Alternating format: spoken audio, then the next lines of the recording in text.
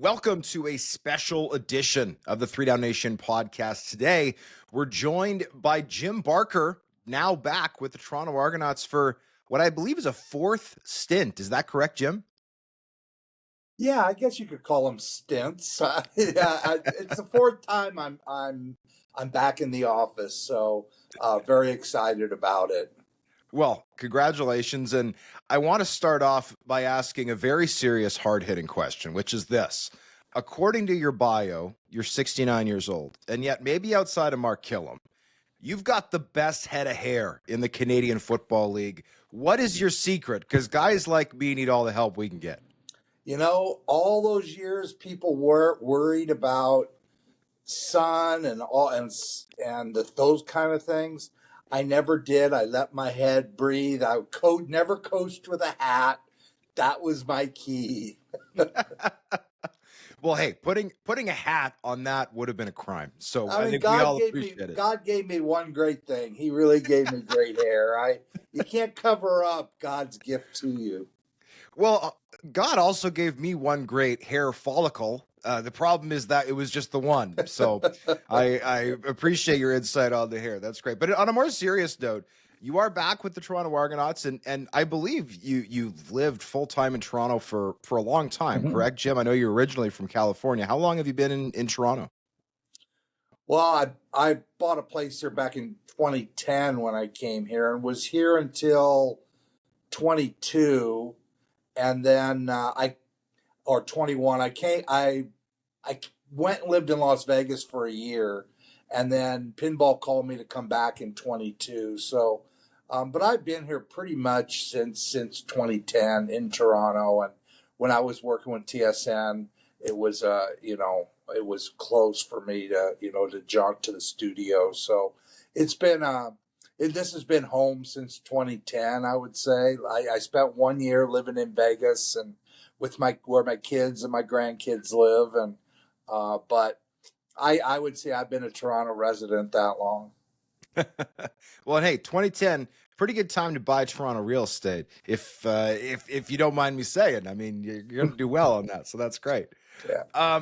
You reportedly had interest from Hamilton, right? You obviously have been out of football ops for a couple of years, more on the media side. We'll touch on that in a moment. How did it feel to kind of get back in the game? Were you ever worried that another opportunity might not arise with one of the league's 9 teams? Well, sure, you always worry about it. Yeah, for me, because I did want to keep going. I mean, I'm not ready to retire, and I just don't feel whatever my age says I am. It just that doesn't seem to me to be where I'm at. And I've stayed real close with the personnel, and it's just kind of more of a hobby that I just love following it and players and where they're coming from and what they're doing. And so, probably the last 4 months I've worked hard on, trying to make sure I was up to speed so I didn't walk into an office and couldn't contribute. I really didn't have interest in being a consultant again. I kind of look at that whole consultant thing. I've done it twice, and you're kind of an intern with gray hair. That's kind of how I look at it. They listen a little bit, but you're really not a part of it. And so I just wanted to be a real part of it, and I'm getting that opportunity. Pinball has basically allowed me to come in, and what I've gotten the most joy out of is watching young Canadian guys grow in this business. And there's 4 of them that came work for us here in Toronto and are now in the NFL. Chris Rossetti with the New York Giants, Curtis Ruckavina with the Buffalo Bills, Vince Magri with the Buffalo Bills, and then Matt Houston, who was an intern for us for 4 years.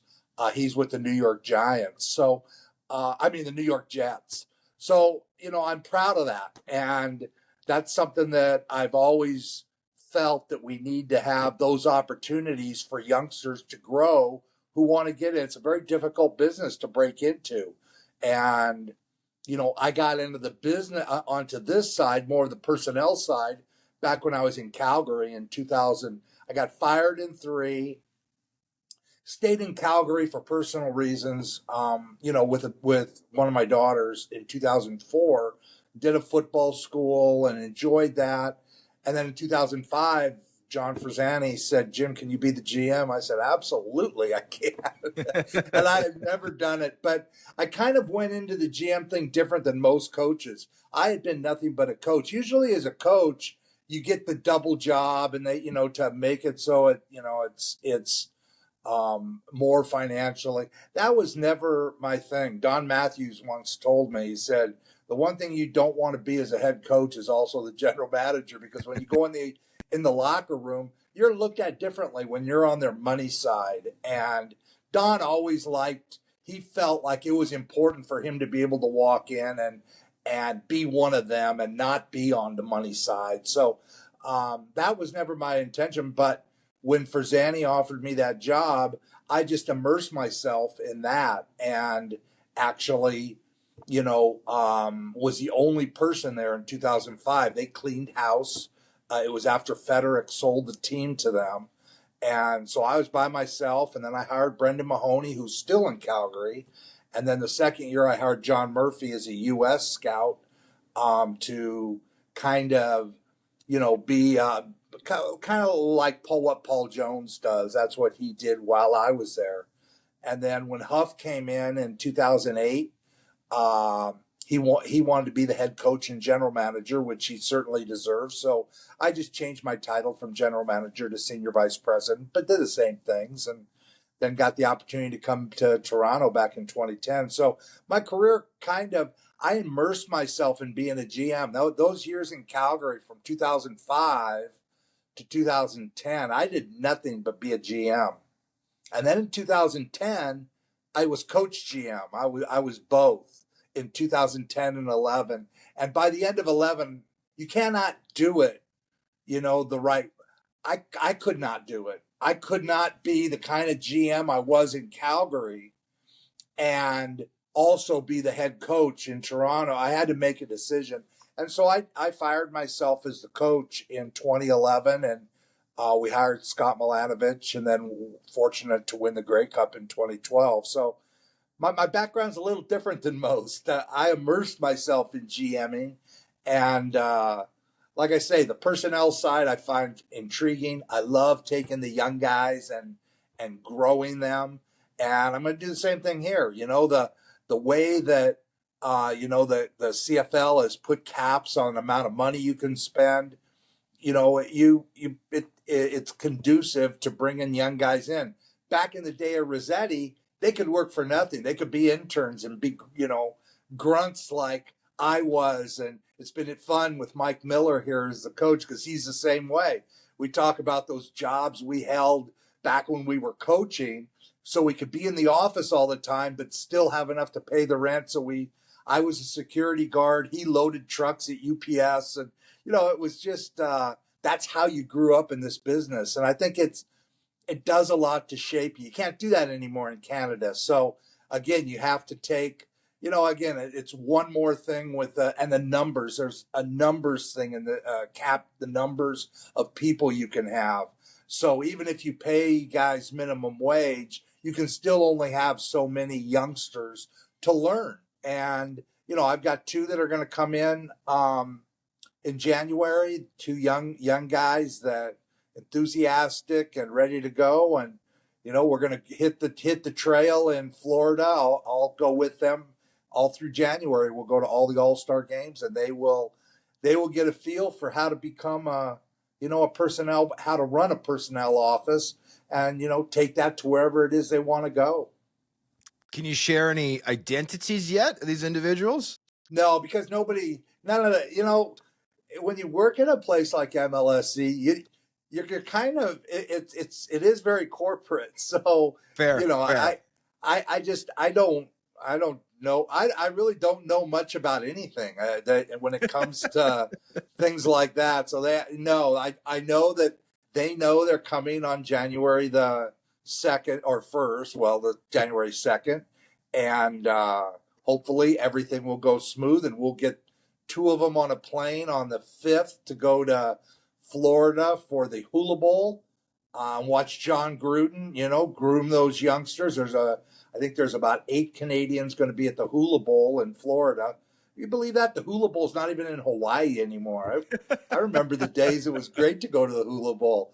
And then I'll fly with one of the other youngsters, and we'll go to Dallas.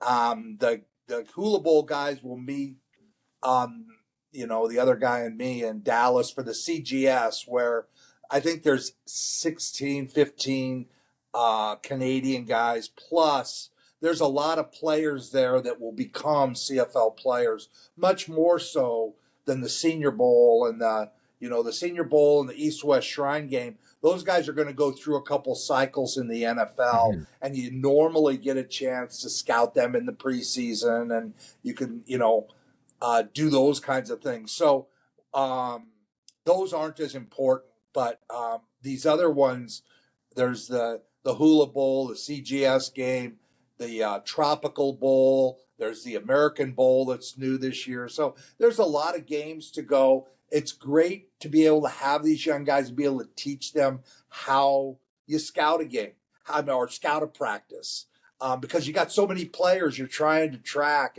and how to do that. And so we'll go through that before they on the third and fourth before they take off, and then they'll get off and get into it. So I'm really looking forward to that. That part of it is taking these youngsters and growing them into top-notch people that 10 years from now are going to be the GMs in the CFL, I would hope.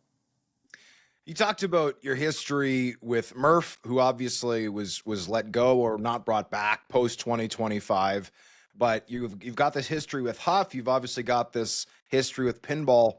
And you also mentioned that in a front office, right, responsibilities can fall all kinds of different ways, right? General manager can mean a lot of different things. So I'm curious, between pinball and yourself and Huff, how do you plan to distribute a lot of the responsibilities that you need to do to be a successful CFL team day in and day out? I don't plan to distribute any of them. That's my pinball's. He's the GM, and it's his job to distribute. And Huff, I know I've spoken to him. My deal is personnel. Huff will be involved both in personnel and coaching, and he's an advisor to pinball, advisor to Mike Miller, and he's good, and he'll help us with personnel.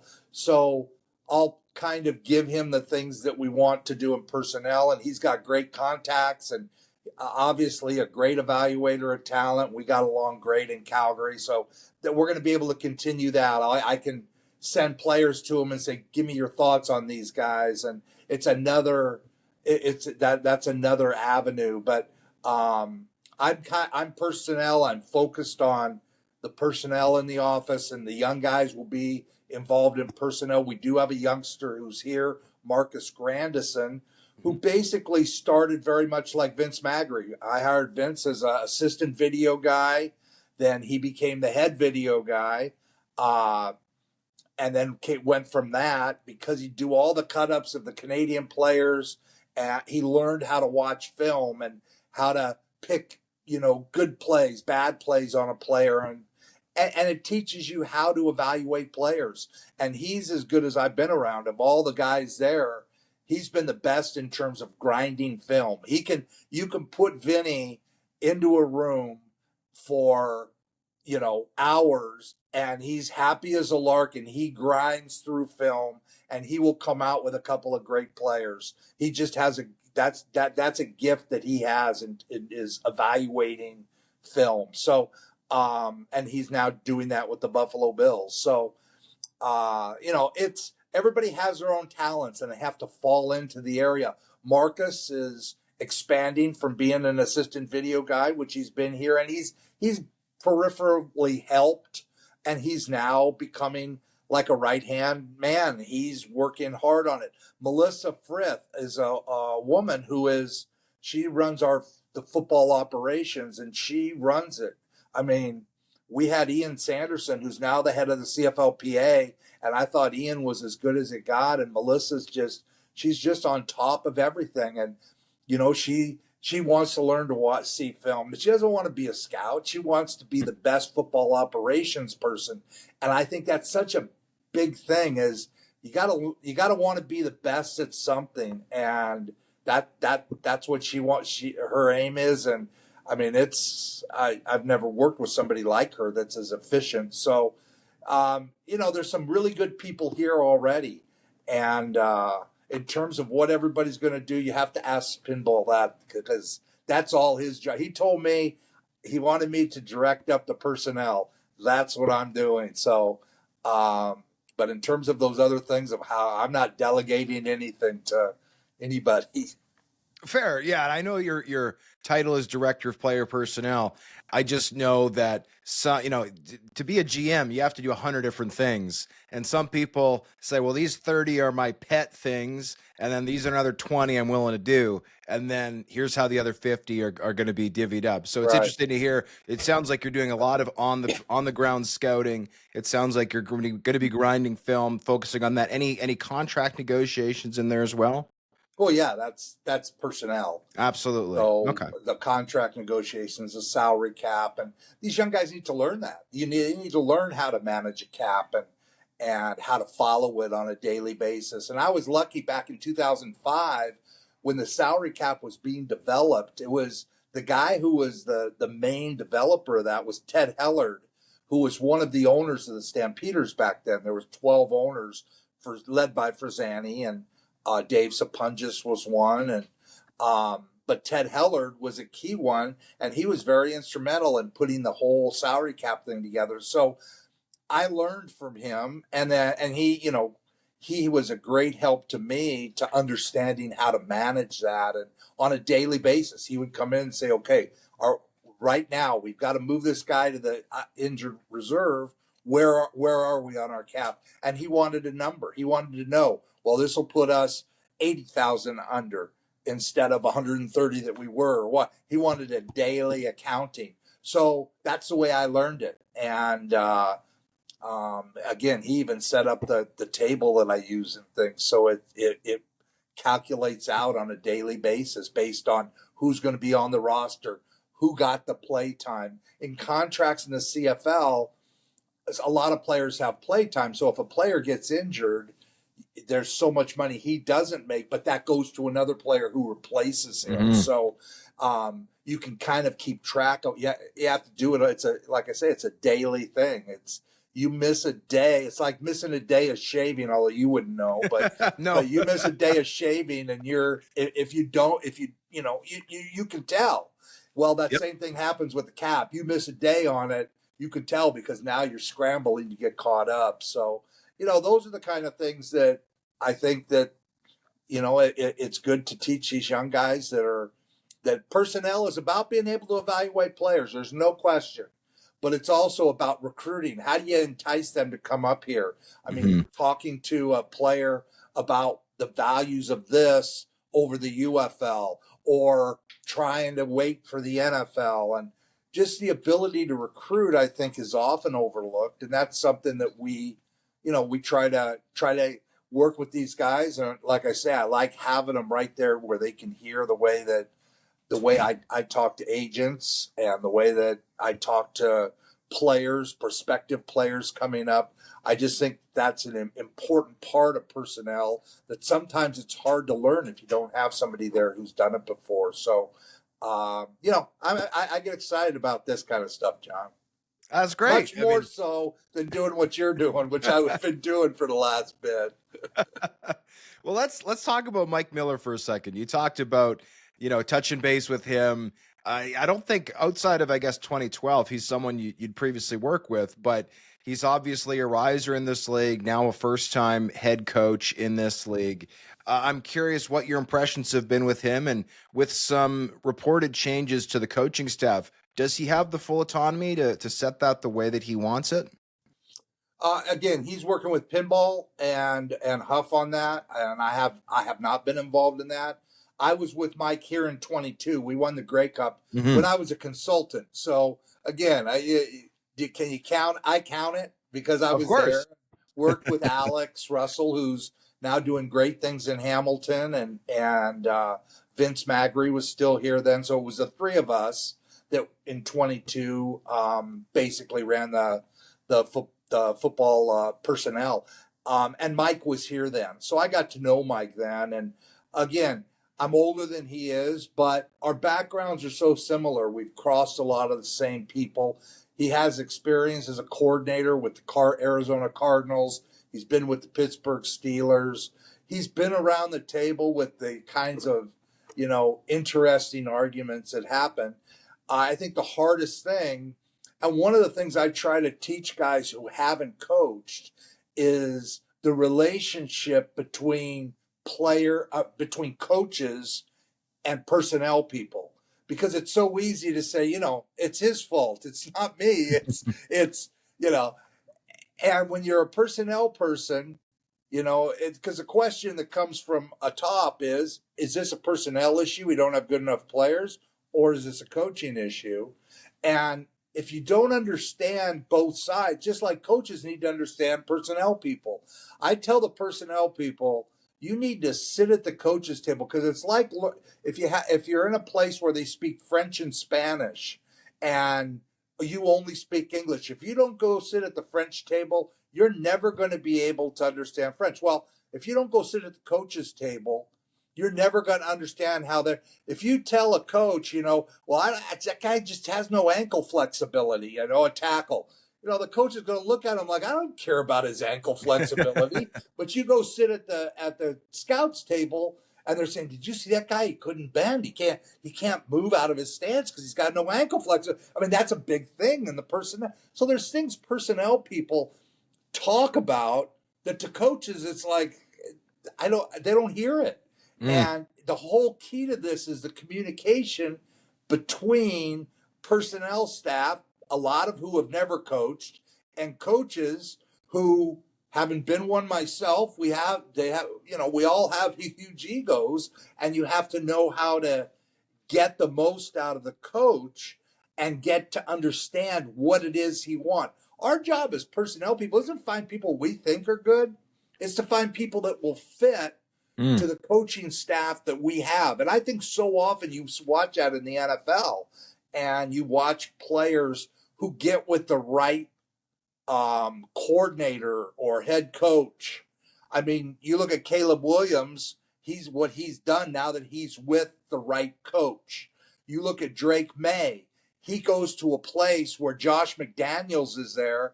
And if that guy isn't as close to Tom Brady in terms of the kind of, as you would visualize a guy coming out of college, that this is another Tom Brady type of guy. He plays the same style. He runs well enough.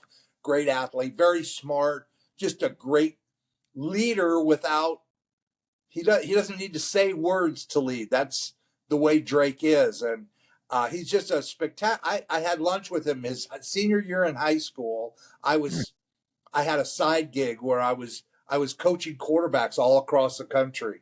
And I met with he and his dad, and they weren't sure whether he was going to go to North Carolina during his spring of his senior year or not. And if he wasn't, then they wanted me to come in and work with them. And I would work with mechanics, and then I would, teach them how to watch film, look at the game from a coaching perspective, and help him with all phases of it. So I had lunch with the young man it was in December of his senior year, but before he had decided he was going to go. And I called to my partner and I said, I just sat with a guy who's going to be the first pick overall in an NFL draft whenever he decided to come out.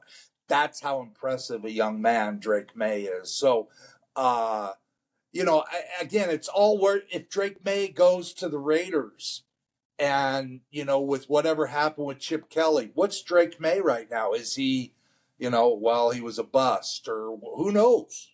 Who knows? Maybe he would have been great and made Chip Kelly great. I think it's so much of matching coaches with players is crucial. Mike Miller has a phenomenal relationship with Chad Kelly. Chad Kelly had one horrible game that I can remember when he was healthy, and that was that Eastern Final. Well, people may not know, but but Mike Miller was gone for 2 weeks prior to that game and for that game, undergoing cancer treatment, and now has that licked. But he wasn't there with Chad, and Chad was just having that coach that gets you, that can say the right things to you, is so important. And again, I think he has a tremendous rapport with him, and that is a great start when your head coach and your quarterback have that blend. And I know all the players I've talked to. I've tried to call a lot of the guys who were under contract and things like that. They all have utmost respect for Mike and what he's done in his career. He's going to be a very different from Ryan Dinwiddie. I mean, this is a Pittsburgh guy. He's just different. And so our team, I believe teams, when you have good coaches, teams become a reflection of them. And Mike Miller is a tough, hard nose. He's going to beat the hell out of you in the line of scrimmage. Those are the things that I believe in. When I look at teams, I talk about, and I did on the air at TSN. They used to give me, because I'd always talk about the O lines and the D lines. And I know in 22 here, when we had Flo Arimolade, he made Dwayne Hendricks and Sean Oakman and Robbie Smith, and those guys became great players because of what that guy did and the leadership he had.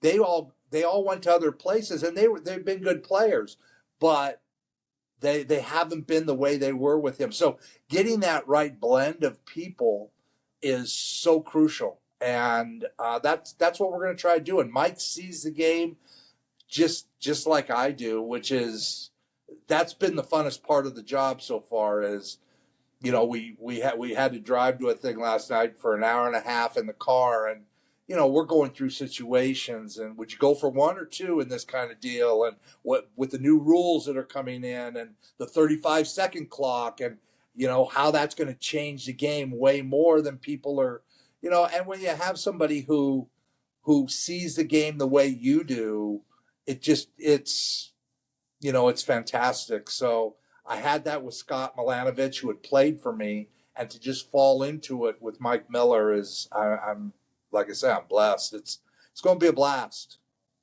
That's great. And hey, an hour and 30-minute drive in Toronto, that gets you down to about the lake, right? Well, it was 50 minutes coming home. We Okay. left at just before dinner time, and it was an hour and a half to get there, and then only 50 minutes getting back. Okay, well, that's good. Well, that's good. Yeah. Well, let's talk about the state of the Argonauts roster. Like you mentioned, 22, you were part of setting a great foundation there. I don't want to use the term surprise Grey Cup team. I don't know if that's fair, but still a team that got really hot, won a championship, and then 23 blew the doors off everybody, right? 16-2. You mentioned stumbled in the playoffs, but then there were still a lot of guys around for 24 when, again, the team goes on another Grey Cup run, a tremendous 3-year period. 2025, obviously not as hot, this team only winning 5 games. What do you make of the current roster, and what do you see as priorities across the board? Well, obviously, anybody who watched the team play, major struggles along the offensive line. I think losing to John Allen, who had been the up for MOP and things like that. When you have a strong guy like that, now you take a guy like Ryan Hunter, who when he can play guard is as good as there is in the league, and try to move him out to tackle, and you got guys moving around playing different positions. They had a ton of injury issues, which I think was a problem for them.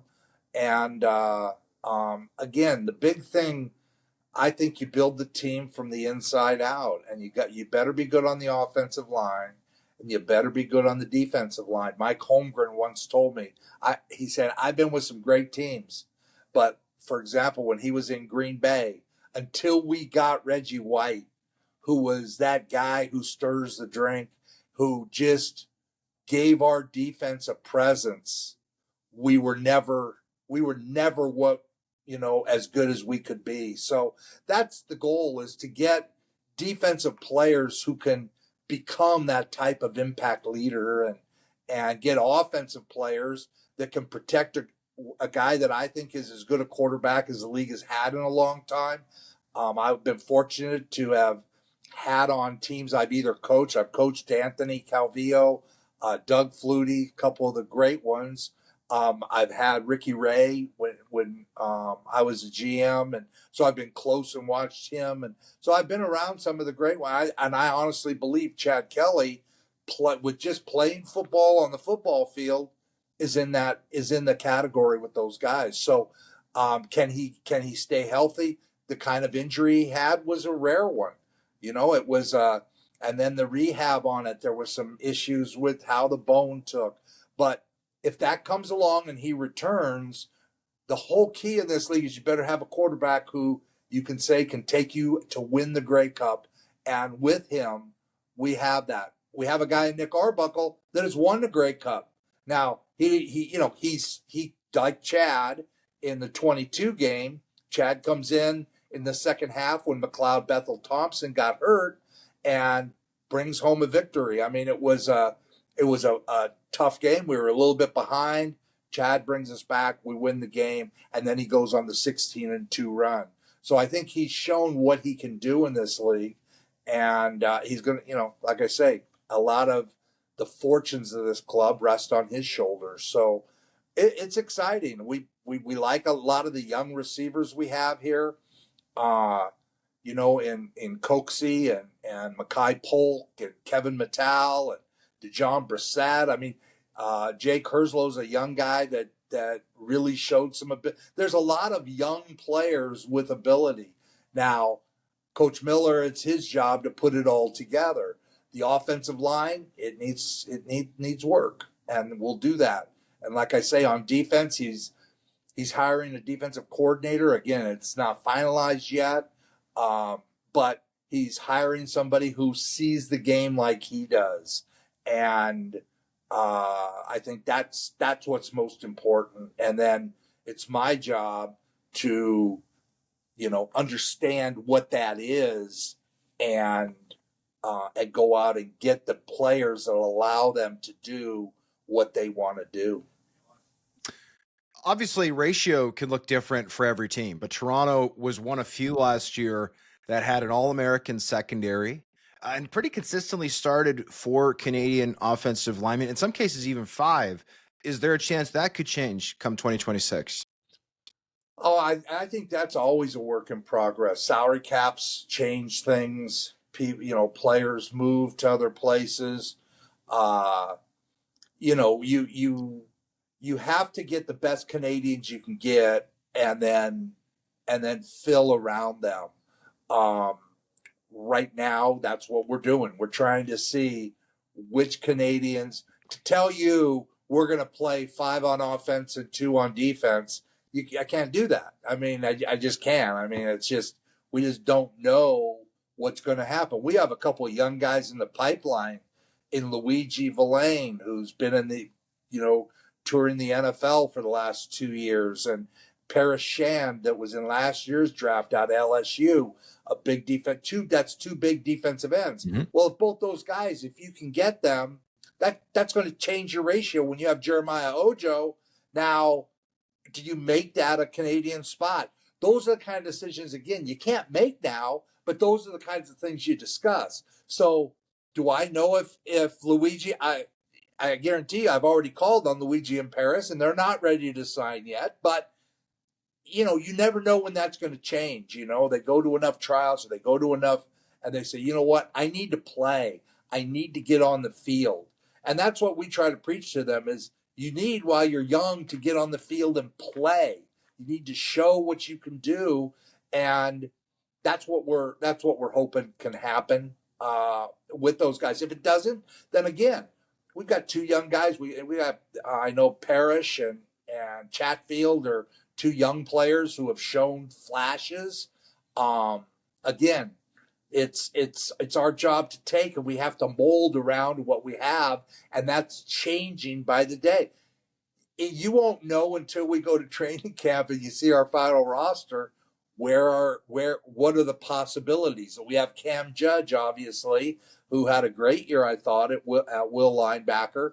And, that's a Canadian player that, you count on things like that. But if you don't have a great player behind him and he gets hurt, and another plan of what to do Canadian wise, because there's one Cam Judge, there's one Canadian linebacker that plays the way Cam Judge does, and that's Cam Judge. I mean, Mike Verasuk or Devin Verasuk in Hamilton, he's a great player in his own right, but they're different. Mhm. And with what we need, Cam Judge does that well. So again, everything changes, John, so fast, and that to me is one of the things that you have to in personnel understand is you have to anticipate what's the next move going to be. When that happens, where are we going to get that's the greatest thing about the CFL. It's what I love the ratio. I mean, people think it waters down the play, and maybe, but it's in terms of the challenges of it and putting teams together, it makes it so exciting. It's like, how easy is it in the NFL? Just go get the very best players you can find. It doesn't matter. Here, we got to do more things. Like I say, it's intriguing and I love it. There's nothing I would rather be doing than working on rosters and trying to get into coaches' heads on what they want. And that's what my job is to understand what they want. It's not what I want, it's what they want. Now I got to go and find that for them. And I think my history as a coach helps me do that. And I have to get these young guys that haven't coached to understand how to get that out and how to read a coach and understand what he really wants. Because honestly, a lot of coaches don't know what they really want. I mean, there was a lot of times as a coach, I thought I knew what I wanted, but I didn't really until I got it. Okay, that's it. But how do you describe that? So Right. it's you know how that goes. For sure. And as a ratio guy myself, yeah, there are detractors who will say, "Oh, waters this don't." Well, then you got teams like the Saskatchewan Roughriders starting 4 Canadians to win the Grey Cup and in their receiving core, right? Or you've got teams like Winnipeg or John Huffnagel did this for years in Calgary, starting 8-9 Canadians well above and still having success. So I'm excited to see how the Toronto Argonauts ratio looks in 2026, especially post-draft. A great NCAA draft coming up. So we'll see how that shakes out. I'll get you out on this one, Jim. Obviously, you've got your footing and your history in the coaching world and the personnel world. You've also done a lot of media work. So I'm curious, how would you say the work experience is between media and between working in football? In other words, is it more fun? Is it more work doing football or talking about football? Well, doing football like what I'm doing now for me is way more fun. Television was great. I worked with fantastic people. Again, it's one of those things that's so different. Uh, when you're doing TV, like I always looked at it as it's about entertainment, and the key is to keep people interested in watching, give them things that they can't get from anybody. And I thought I brought a little different perspective in terms of having been a assistant coach, a head coach, a general manager, and I've done all those things. And so my perspective on different things, on why teams do this or do that, I thought I could bring something special to the broadcast. And obviously the new people, Paul Graham left this year, and Chris Edwards and Arden, they came in and they didn't think I was what the station needed, and I had a contract. I thought I was going to work, and it was a difficult year for me. But that's that's that business, and I didn't know that business.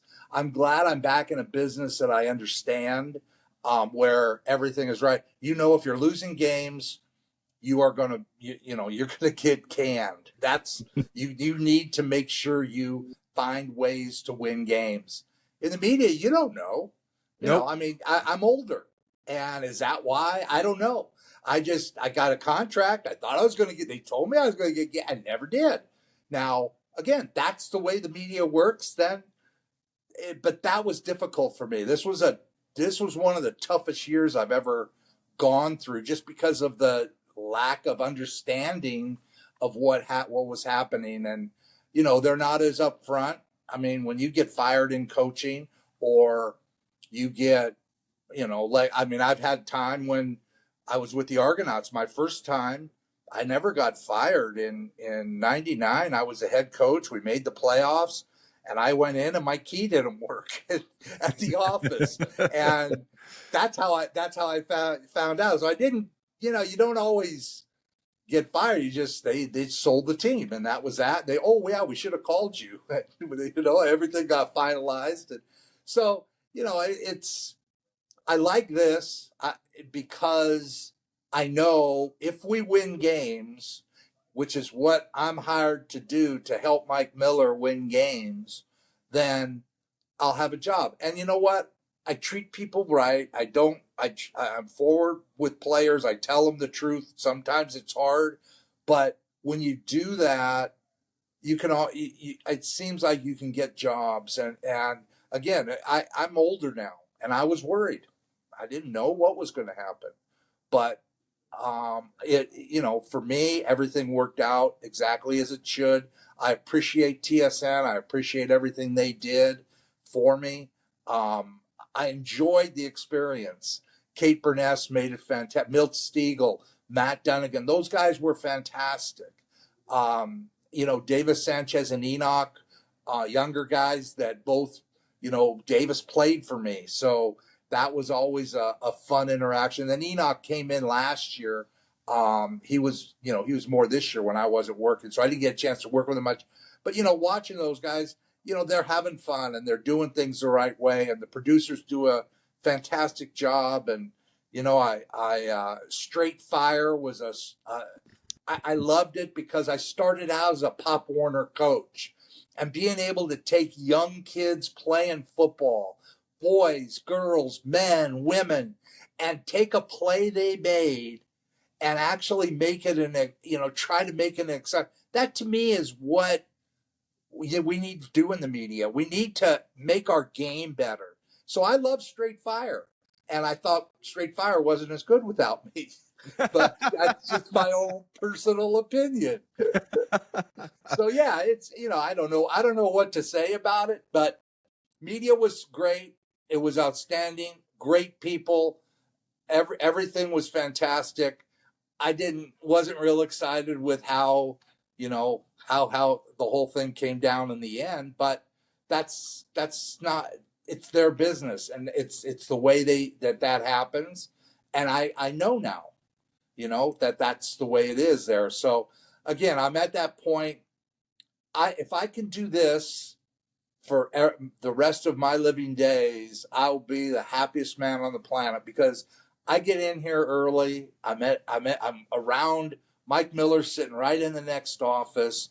I've got Marcus Grandison, young our personnel guy, right in the next office. We're just waiting to come in so we can get started on today, looking at which free agents we want to look at, we're going to go through some film together. So doesn't get better than this, John. Just doesn't.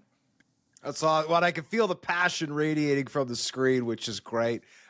It is a little bit alarming, I will say, to hear someone who works in professional football say, man, I'm so glad I have job security in pro football, not like that shaky media business. Because as someone who would like to do this for a long time, it's a little disconcerting, but I appreciate the honesty. I do. And we appreciate your time today, Jim. Congrats on getting back in with the Argos. And I'm excited to see what the Double Blue look like come training camp. It's a team that needs a bounce back. You got a tough schedule this year. You're going on the road 12 times. So you're have to have that roster ready to go. It's, what? Exactly as it needs to be. I mean, the one thing that Mike O'Shea, I know when he was looking at this job, that was one thing that didn't bother him at all because everything ends up being exactly as it needs to be. And I'm going to look at it as we're going to have a lot of young players, and we're not going to be in Toronto. We're going to all be living together out in Guelph, where we're able to go and we do our practices out there, and we get to travel to other places, and basically, as our unit, become a true unit. And that's going to help us down the stretch when we do get to play in our stadium in front of our fans. I feel bad for the fans, but that's not, it's uncontrollable, and it's what was decided. So you embrace it. It's that's one thing I learned in the CFL. You can fight about everything, and it's kind of, when I was a Division III coach, you quibble over things that really you shouldn't be. You should be just loving the game and loving the kids that are playing the game and the players that we have, and that's the way I choose to look at it. So no, I'm excited about the schedule. I'm excited. No team's ever done what we're going to do.